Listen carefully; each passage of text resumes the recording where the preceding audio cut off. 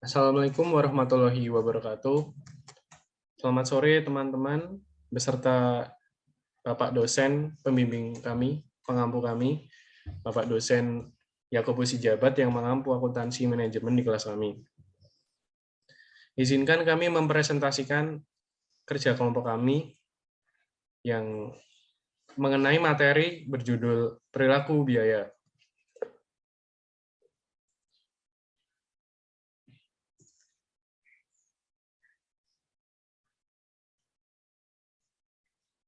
Berikut adalah daftar anggota kelompok kami. Ada Amelia Cynthia Kusumawardani, Hendra Dewa Saputra, Linanti Sali Andini, Sevira Revianti, Erika Winda Nandita, Khairul Huda, Muhammad Fadel Rahman, dan Widiansyah Mufti Ramadan. Di sini kami akan menjelaskan mengenai 5 submateri.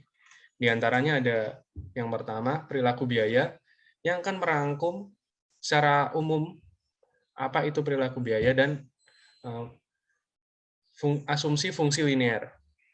Dan yang kedua, biaya tetap yang akan menjelaskan secara rinci dan lebih mendetail apa itu biaya tetap dan bagaimana penerapannya, serta gambar grafiknya. Dan yang ketiga, ada biaya variabel. Dan yang keempat, ada biaya campuran. Dan yang terakhir, ada pengujian secara statistik. Dimulai dari materi yang pertama, yaitu perilaku biaya. Nah, apa itu perilaku biaya? Perilaku biaya atau cost behavior merupakan studi tentang hubungan antara biaya dan volume kegiatan, yang artinya seberapa besarkah biaya berubah dengan adanya perubahan volume kegiatan. Begitu, itulah pertanyaan yang bisa dijawab di analisis perilaku biaya. Dalam bab ini, kami akan menjelaskan dua konsep, yaitu yang pertama, pembagian biaya menjadi biaya tetap, biaya variabel, atau biaya campuran. Dan kedua, ada teknik-teknik memisahkan biaya campuran menjadi biaya tetap atau biaya variabel. Kita lanjut ke fungsi biaya atau cost function, yaitu fungsi biaya adalah, apa itu fungsi biaya? Suatu fungsi, suatu hubungan antara biaya sebagai variabel dependent dan ukuran aktivitas yang sebagai variabel independen. Nah, apa itu variabel dependent ataupun independen? Dependent itu pengertiannya yaitu variabel yang dipengaruhi oleh variabel lain. Nah, berlaku sebaliknya untuk variabel independen, yaitu variabel yang besar kecilnya mempengaruhi variabel lain, gitu. Dilanjutkan dengan contohnya, bagaimana penerapannya variabel ini, yaitu jika biaya produksi total bergantung pada jumlah produk yang dibuat, maka biaya produksi adalah sebagai variabel dependen, sedangkan jumlah produk adalah variabel independen.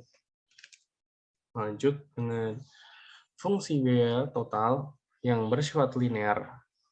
Akuntan manajemen menganggap bahwa fungsi biaya total bersifat linear atau berbentuk garis lurus.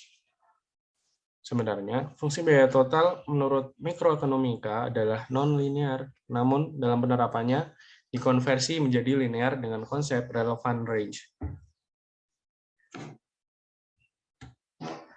Fungsi linear merupakan taksiran yang mendekati fungsi biaya real dan cukup detail dalam melakukan penaksiran. Tingkat perubahan biaya dianggap konstan di seluruh tingkatan aktivitas untuk memudahkan penaksiran. Dan cukup teliti untuk menaksir jumlah biaya yang akan terjadi. Asumsi fundamental dari analisis biaya volume laba adalah bahwa seluruh fungsi biaya dianggap linear.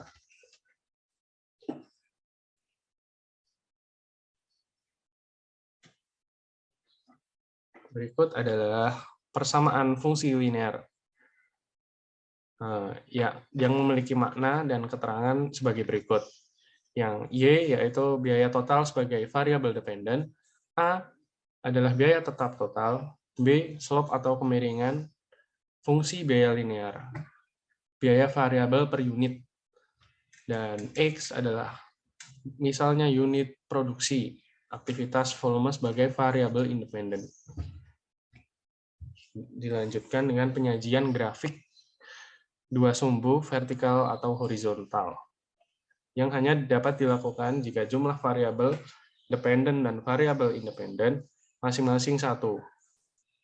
Dengan sistem dua sumbu, tiga fungsi biaya tetap, biaya variabel, dan biaya campuran dapat dilihat pada tabel berikut. Grafik berikut. Berikut adalah biaya tetap, biaya variabel, dan biaya campuran.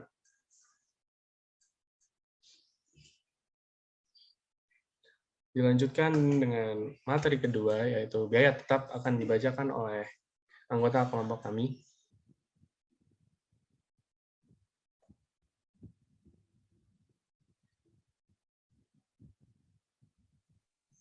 Nah, kemudian yang selanjutnya adalah biaya tetap. Apa yang dimaksud dengan biaya tetap? Biaya tetap merupakan biaya yang jumlah totalnya tetap dan tidak bergantung pada besar kecil volume kegiatan. Akan tetapi biaya per unitnya itu berhubungan secara negatif dengan volume kegiatan. Nah, bagaimana contoh dari biaya tetap sendiri? Contohnya seperti ini. Misal seorang pembisnis itu akan melakukan suatu produksi, akan melakukan aktivitas produksi. Nah, itu kan pasti dibutuhkan sebuah tempat. Ketika seseorang itu belum memiliki tempat, maka ia akan menyewa. Misal menyewa itu 1 tahunnya harganya 3 juta rupiah. Nah, ketika menyewa, itu nanti ketika dilakukan suatu produksi, maka kan di situ ada volume kegiatannya. Nah, itu tuh biaya tetap totalnya akan tetap sama, yaitu 3 juta rupiah seperti itu. Tetapi biaya per unitnya itu berbanding terbalik dengan volume kegiatan. Nah, di sini terdapat grafik mengenai biaya tetap. Nah, yang ini ada grafik vertikal, yaitu yang menunjukkan biaya sebagai variabel dependen. Apa itu variabel dependen? Variabel dependen merupakan variabel yang dipengaruhi oleh variabel lainnya. Kemudian di sini ada garis horizontal. Apa itu maksudnya? Nah, volume di sini maksudnya adalah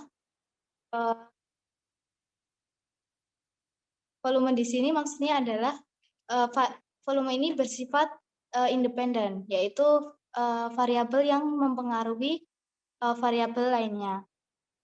Kemudian di sini juga ada garis biaya tetap total, seperti yang sudah saya katakan tadi, bahwa mau berapapun volumenya, biaya tetap totalnya akan tetap sama. Jadi garisnya horizontal. Dan juga di sini ada garis melengkung seperti ini yang menunjukkan bahwa di sini adalah biaya tetap per unit, di mana semakin banyak volume kegiatan, maka biaya yang dihasilkan semakin kecil. Begitu pula dengan sebaliknya ya, ketika volume kegiatan kecil, maka biaya yang dihasilkan semakin besar.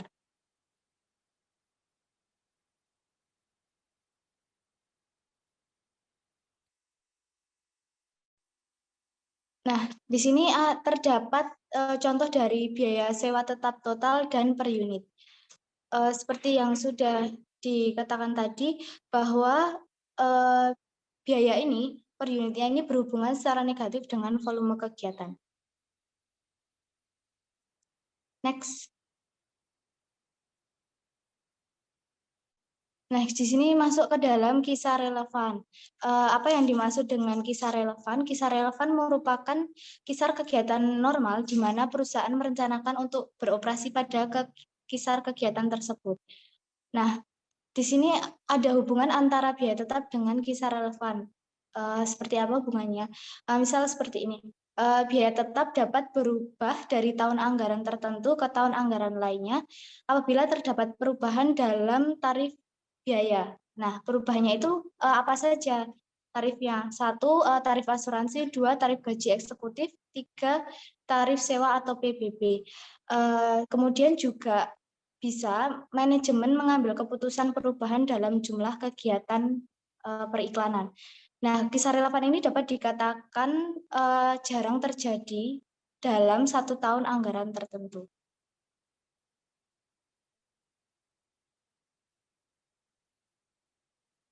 Nah, kemudian di sini terdapat committed fixed cost dan discretionary fixed cost. Apa itu CFC? CFC merupakan biaya tetap yang dibutuhkan meskipun perusahaan sedang berada di titik terendah sekalipun, atau termasuk kemungkinan ditutupnya suatu perusahaan. Contohnya seperti apa? Misal seperti penyusutan, pajak bumi dan bangunan, dan juga gaji para eksekutif. Sedangkan discretionary fixed cost merupakan biaya tetap yang timbul sebagai akibat dari keputusan manajemen pada periode anggaran tertentu untuk bidang-bidang tertentu pula. Contohnya seperti apa? Yaitu mungkin bisa dilakukan untuk biaya pengiklanan, biaya riset dan penelitian, dan juga biaya pelatihan karyawan. Nah, kemudian di sini ada perbedaan antara CFC dan DFC. Perbedaannya apa? CFC ini perencanaannya untuk jangka panjang, sedangkan DFC ini perencanaannya untuk jangka pendek. Dan juga DFC dapat dikatakan bahwa DFC ini dapat dikurangi untuk tujuan jangka panjang.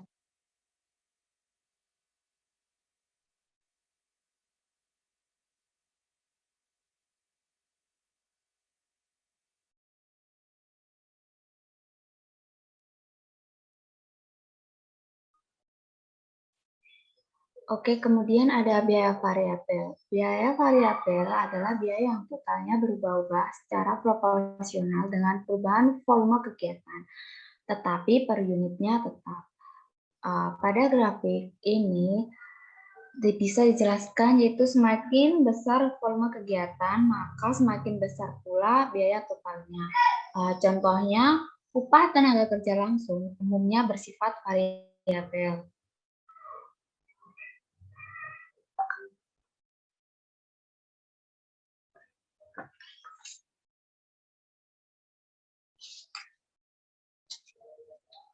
Oke, kemudian ada kisah relevan. Pada grafik ini, itu mula-mula pada volume dari titik 0 sampai titik A, biaya variabel naik dengan peningkatan semakin kecil, yang berarti semakin efisien, tetapi belum sepenuhnya efisien. Kemudian di antara titik A dan titik B, biaya variabel semakin lebih efisien. Kemudian pada volume di atas titik B, biaya variabel semakin tidak efisien.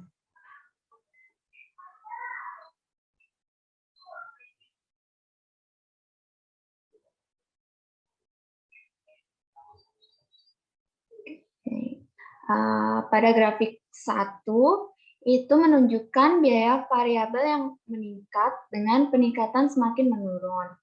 Hal ini terjadi misalnya pada biaya tidak langsung. Contoh halnya adalah semakin banyak dan sering melakukan pekerjaan tertentu, para pekerja semakin terampil melakukannya. Nah, hal tersebut itu menyebabkan unit output berikutnya yang dihasilkan dengan jumlah jam yang kecil.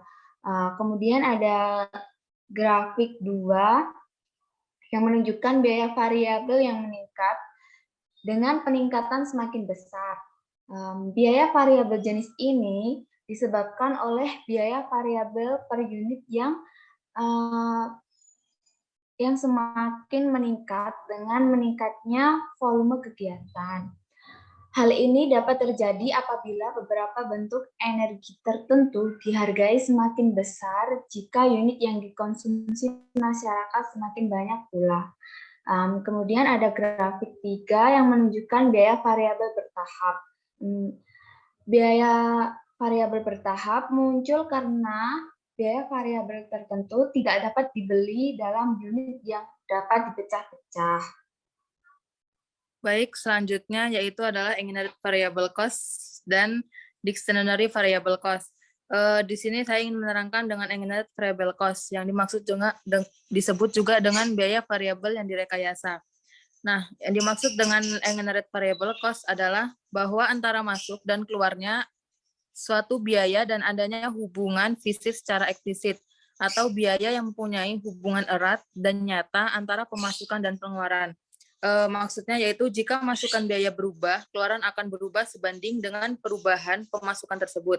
Begitu juga sebaliknya. Nah, biaya yang tergolong dalam EFC mudah ditaksir jumlahnya karena variabilitasnya dapat dihubungkan atau ditelusur secara teknis ke volume kegiatan. Contohnya adalah pemakaian bahan baku. Kemudian discretionary variable cost atau disebut juga dengan biaya variabel diskresioner, yaitu adalah biaya yang variabilitasnya atau sebanding terhadap volume kegiatan semata-mata akibat dari keputusan manajemen. Sehingga kebijakan antara pemasukan dan pengeluaran mempunyai hubungan sangat erat. Ketika pengeluaran yang berubah, maka biaya pemasukannya juga akan berubah. Contohnya yaitu biaya iklan yang sudah ditetapkan oleh manajemen. Nah, biaya iklan ini sudah ditetapkan oleh manajemen sebesar 10% dari penjualan. Misalnya, akan ada naik atau turunnya sesuai dengan naik turunnya penjualan. Nah, naik turunnya biaya iklan ini bukan karena naik turunnya volume, karena naik turunnya biaya iklan ini yaitu kebijakan yang sudah ditetapkan dari manajemen. Maka dari itu DFC adalah dengan menyusun anggaran tahunan. Next.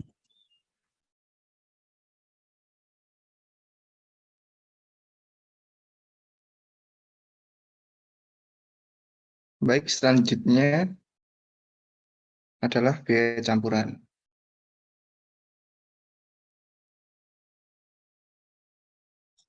Baik, subbab berikutnya adalah biaya campuran. Selanjutnya akan membahas pengertian biaya campuran terlebih dahulu.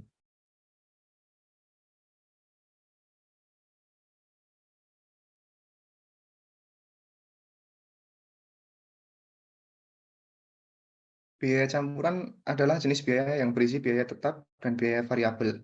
Pada tingkat tertentu, perusahaan menanggung biaya tetap, tetapi setelah melewati level, biasanya meningkat variabel. Juga disebut sebagai biaya semi variabel. Oleh karena pentingnya perencanaan dan pengendalian, biaya campuran seharusnya dipisahkan menjadi biaya variabel dan biaya tetap. Beberapa jenis biaya tertentu yang bersifat campuran sudah dipisahkan dengan pasti. Sebagai contoh, seorang dokter dibayar dengan gaji 500.000 per bulan ditambah 10.000 per pasien. Jika tidak ada seorang pasien pun, maka gaji dokter tersebut sebulan adalah 500.000. Jika dalam sebulan ada 100 pasien, maka gaji totalnya adalah 1.500.000, yakni penjumlahan antara gaji tetap dan gaji variabel. Terdapat 3 teknik untuk memisahkan biaya campuran, yaitu dengan metode diagram pencar, metode titik tinggi rendah, dan analisis regresi linear. Baik, selanjutnya akan masuk ke metode diagram pencar.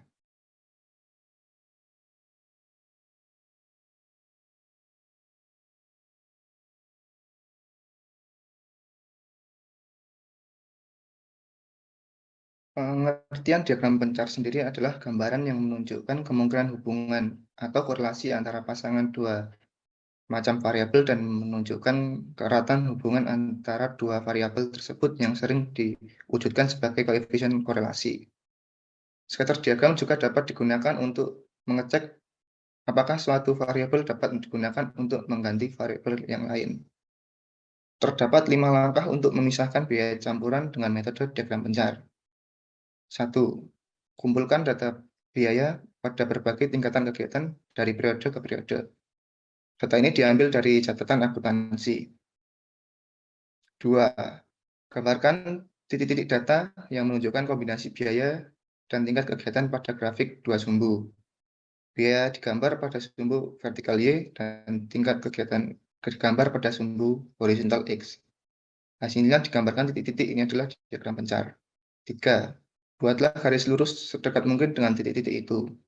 Ini berarti bahwa jarak antara titik-titik dan garis lurus itu adalah terdekat dibanding dengan garis-garis lurus lainnya yang mungkin digambarkan pada diagram itu. Garis lurus inilah yang menggambarkan fungsi biaya atau taksiran. 4. Tentukan komponen biaya tetap dengan cara sebagai berikut. Perpanjanglah garis lurus yang dibuat pada butir 3 sampai menyentuh sumbu vertikal. Titik sentuh itu menunjukkan biaya tetap total. Berikutnya, kelima, hitunglah biaya variabel dengan total sebagai berikut.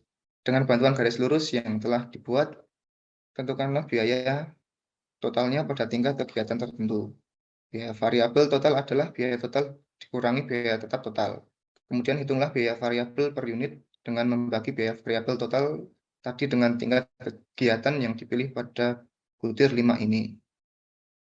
Setelah langkah 5 ini selesai, buatlah fungsi biaya. Diagram pencar ini paling sering digunakan untuk membuktikan atau menyangkal hubungan sebab akibat. Dalam analisis statistik, diagram pencar sering digunakan untuk mengetahui apakah sebuah variabel memiliki hubungan yang berbanding lurus atau justru berbanding terbalik.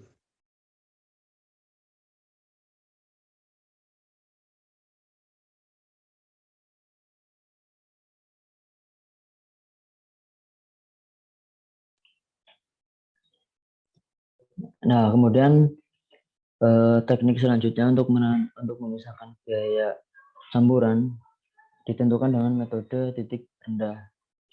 Metode titik ini digunakan untuk memisahkan antara biaya variabel dan juga biaya tetap di dalam periode tertentu.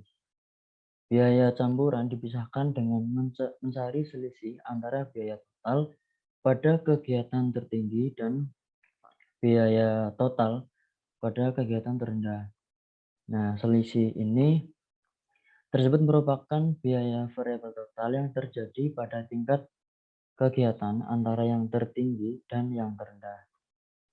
Dengan melihat contoh kasus seperti tabel di kanan, dari sini kita bisa melihat di mana titik tertingginya, di mana terdapat di bulan Desember, di mana dengan jam mesin 300, kemudian dengan biaya pemeliharaan tertera 350.000.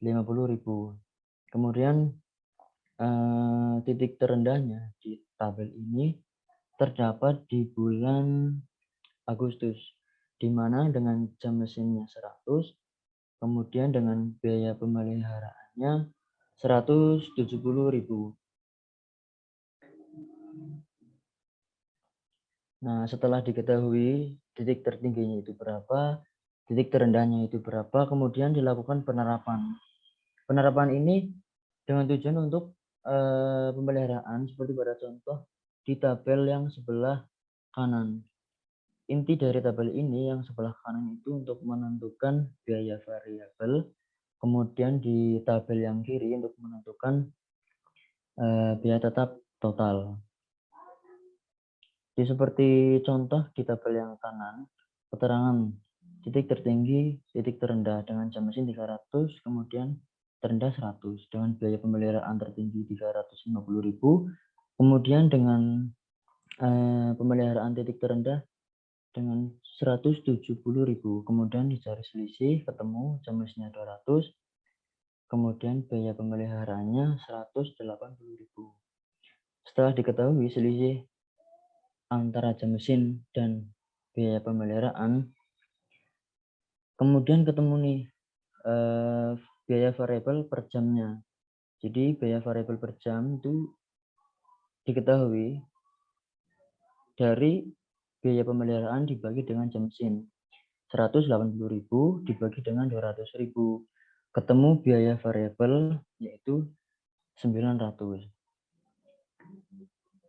Setelah biaya variabel per jam mesin diketahui, biaya tetap total dicari dengan mengurangi biaya total pada titik tertinggi atau terendah dengan biaya variabel total pada titik tertinggi atau terendah tersebut, sebagai contoh tabel di sebelah kiri, di mana biaya total tertinggi 350.000 dikurangi biaya variabel total pada titik tertinggi yaitu 300 dikali 900.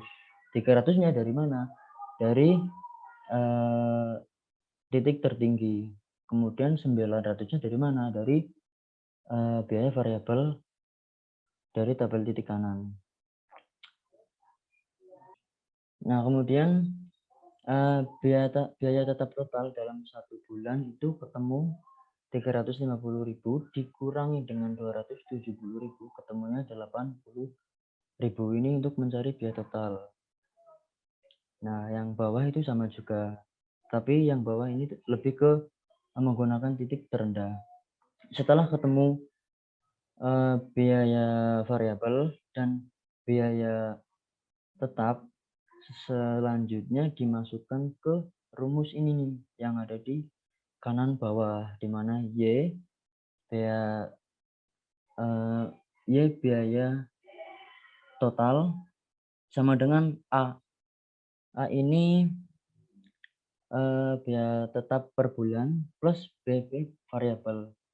Kemudian X-nya ini semisal dibutuhkan 200 jam per bulannya. Nanti ketemu nih 80.000 ditambah 900 dikali 200. Ketemunya 250.000. Next.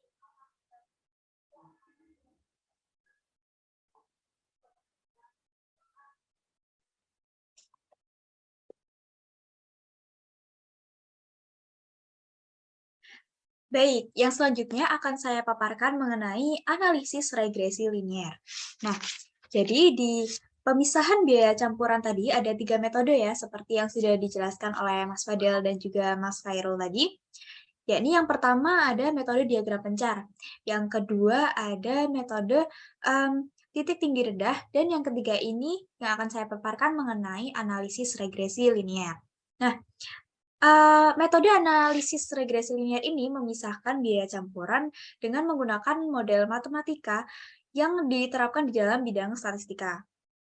Sebagaimana pada teknik diagram pencar dan titik tinggi rendah yang tadi, fungsi biaya campuran juga digambarkan dengan model yang sama.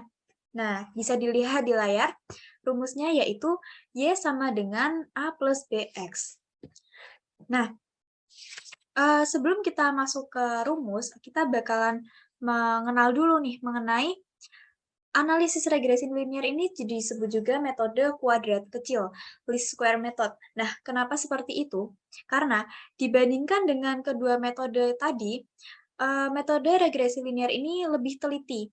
Karena secara matematis, menentukan garis lurus atau regresi yang meminimumkan jumlah kuadrat selisih-selisih antara garis regresi dan berbagai titik data menurut pengamatan.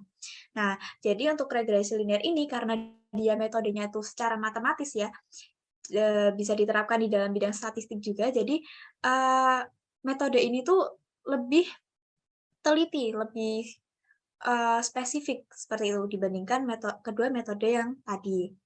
Nah, sebenarnya analisis regresi ini tuh versi matematikanya dari metode diagram pencar. Seluruh data yang diamati dimasukkan ke dalam metode atau model ini. Oleh karena sifatnya matematis, judgement subjektif seorang analisis dapat dihilangkan. Nah, jadi seorang analisis kan biasanya mengamati ya, itu tuh biasanya ada judgement atau pandangan ataupun pernyataan itu bersifatnya biasanya ada dua, objektif dan juga subjektif.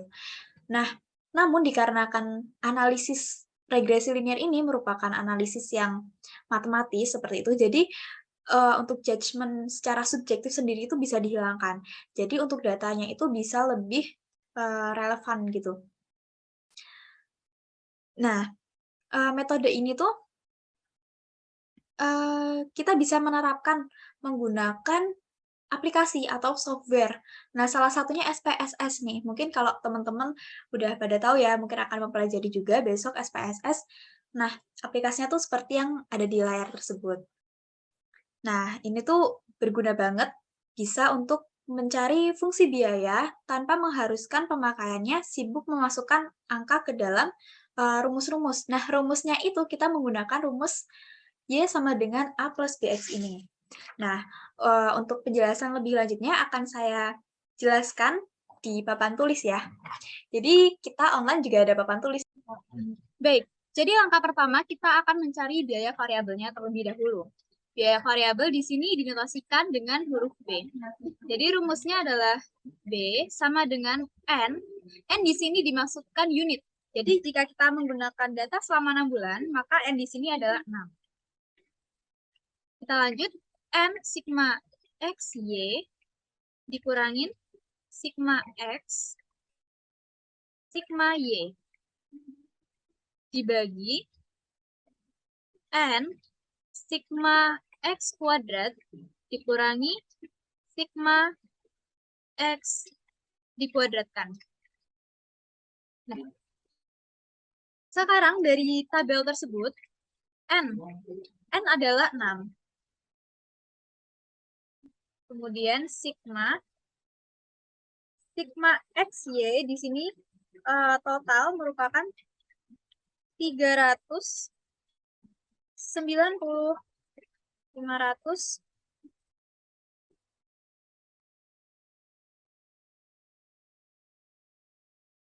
dikurangi 1.300 kali sigma Y-nya adalah 1.785.000.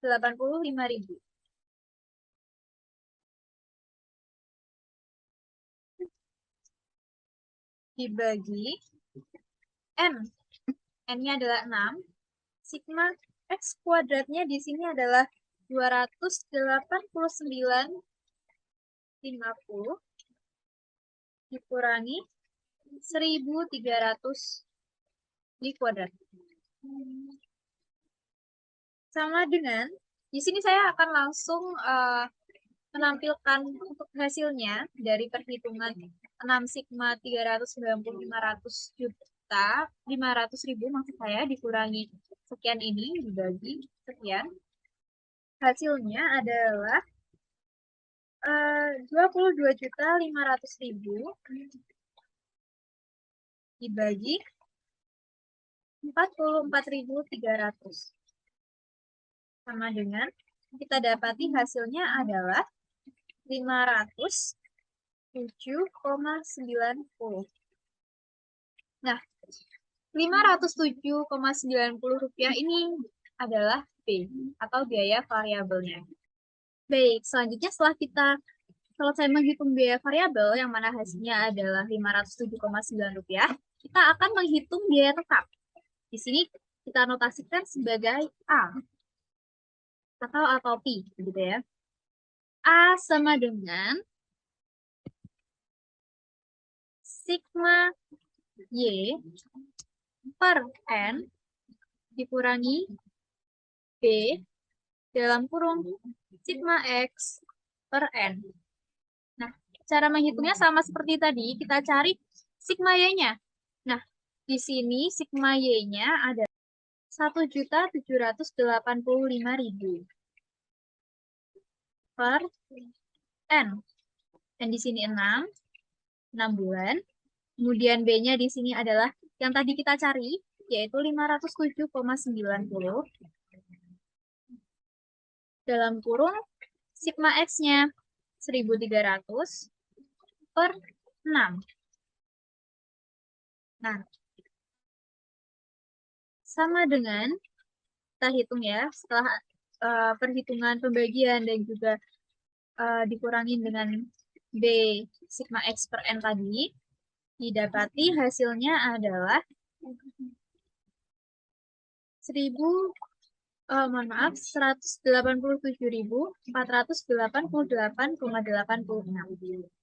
Nah, ini adalah biaya tetapnya. Biaya tetapnya totalnya seperti ini.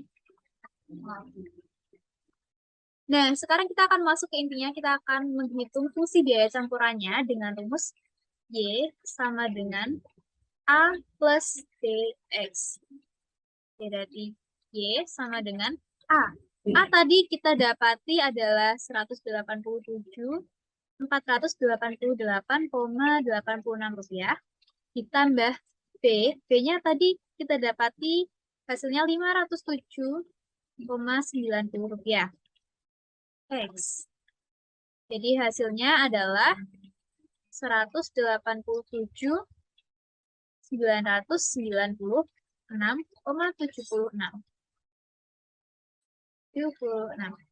Nah, bisa kita temui bahwa hasil dari perhitungan tadi adalah 187.996,76 rupiah.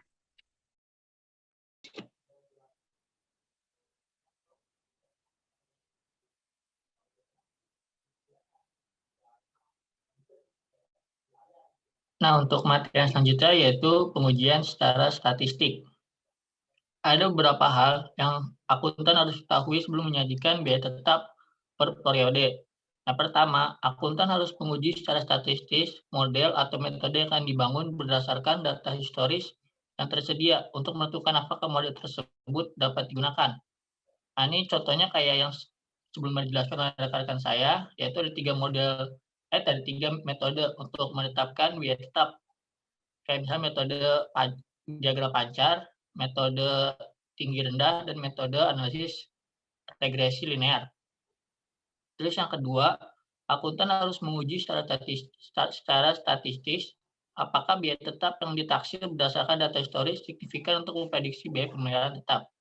Nah, yang kedua ini untuk menguji secara statistik biaya tetap yang ditaksir itu, kayak misalnya biaya tetapnya sebuah perusahaan berapa. Nah, biaya tetap itu harus sudah termasuk dengan biaya pemeliharaan, kayak misalnya biaya bahan baku, biaya penggunaan mesin atau biaya pemeliharaan mesin, dan lain-lainnya. Yang ketiga itu, akuntan harus menguji secara statistis apakah biaya variabel per unit yang ditaksir berdasarkan data historis signifikan untuk memprediksi biaya pemeliharaan variabel. Nah, ini contohnya kayak misalnya kan biaya variabel per unitnya berapa tuh, untuk sebuah produk biaya variabel per unitnya berapa. Nah, dari harga itu tuh sudah harus dengan biaya pemeliharaan variabel. Biaya pemeliharaan variabel itu kan yang disebutkan sebelumnya, biaya tidak berubah walaupun besarnya volume kegiatan. Nah, biaya pemeliharaan variabel ini termasuk dengan biaya lahan dan biaya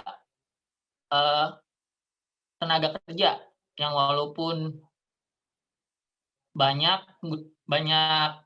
volume produksinya, biaya lahan tetap sama dan upah tenaga kerjanya juga tetap sama. Selanjutnya.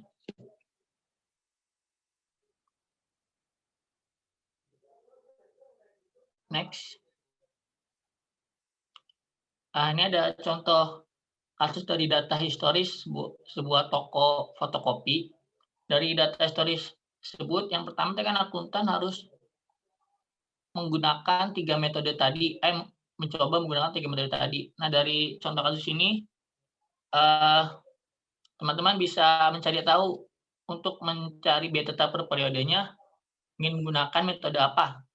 Yang kedua, untuk mendapatkan biaya tetapnya, sebuah toko fotokopi ini tuh misalnya biaya tetapnya 1 lembar 500 perak. Nah, 500 perak ini tuh sudah termasuk dengan biaya kertas, biaya penggunaan mesin, dan biaya listriknya, seperti itu. Terus yang ketiga tadi kan biaya untuk menghitung biaya variabel per unit, itu harus sudah termasuk dengan biaya pemeliharaan variabel. Nah, tadi kan misalnya biaya pemeliharaan variabelnya per unitnya itu 500. Nah, ini 500 ini juga sudah termasuk dengan biaya penggunaan mesin, biaya lahan, biaya pemeliharaan mesin, biaya tempat toko itu, dan biaya tenaga kerja. Sekian mengenai penjelasan tentang pengujian secara statistis.